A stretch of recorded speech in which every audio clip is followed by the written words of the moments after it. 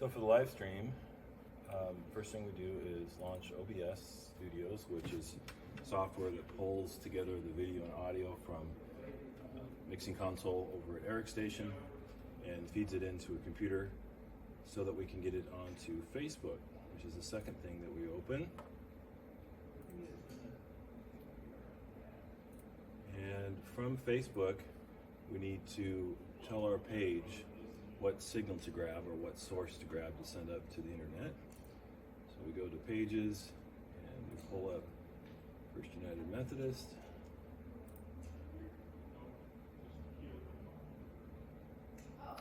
And then start a live stream from within Facebook. And to do that, we need to grab what's called a stream key, which is a key that Facebook sends out so that only you who have that key can send content to your own page. This is the stream key here. We copy that and we paste it into OBS. And is Emma in it? What's your plan? We've been away for a couple of weeks. You're doing SpongeBob. And then start the stream. When the stream starts and it's actually using that key to communicate to Facebook, we should see the same image here that we do there. And we do, so that confirms that we are ready to do a live stream. The next thing we do is put content in to describe what our stream's about. And for that, we grab Pastor Debbie, who puts a title in the description.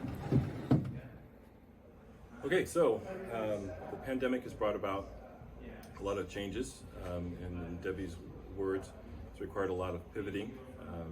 We are constantly having rules change where we're having to go worship from home, and sometimes we're allowed to worship in church. That's brought about the need for us to put our content online. To do that, over the past few years, we've made a lot of upgrades, and we've continued to make upgrades.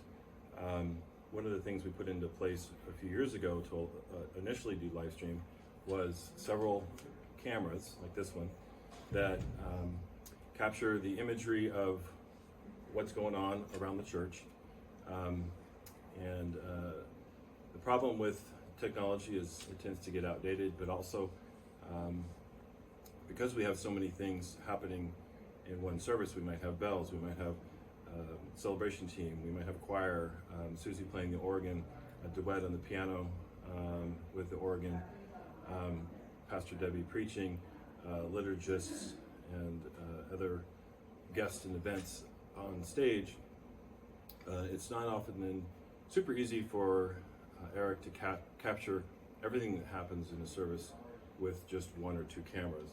And right now we only have two. So in an effort to give us more angles, more views, they basically have the ability to see more of what's happening in the church, at home, online. We're adding additional cameras. You can see this is kind of large, kind of wieldy. We have one that we keep up here, one down there with the legs extended that we call the floor camera. The problem with these cameras, one, there's too few of them, but two, they require an operator. If we have a camera downstairs, somebody has to zoom in as things change on stage, zoom out, change the perspective of the camera, and Eric's only one person.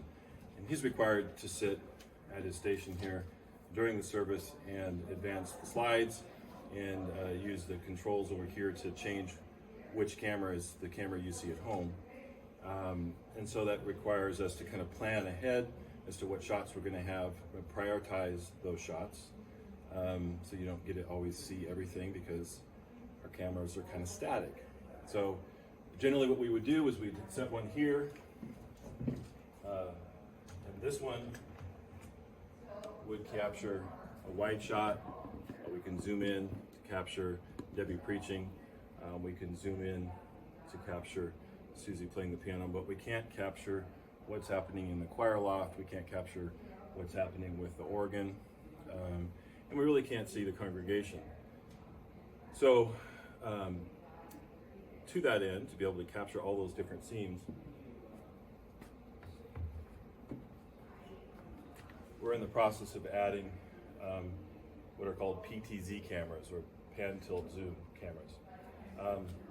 These cameras have the ability to tilt up and down and pan left to right, and can be mounted anywhere in the church. We've got one mounted on a wall down below the TVs on the left side of the church. We've got another one that will mount over by the choir loft. And then in addition, with the current camera setups that we have, we'll then have the ability to capture multiple scenes kind of simultaneously without having to move cameras. But to the extent that the cameras do need to move, this device here, which is part of the upgrade, so we've got 2 of these cameras that we're adding, and then this device allows Eric from his seat here to use this joystick to pan, tilt, and zoom the camera. So as things happen in real time, maybe unscripted things happen, we can move the camera left to right, zoom in, zoom out, and capture sort of more of the things that are happening in the church and get them into your home on your TV or your mobile device.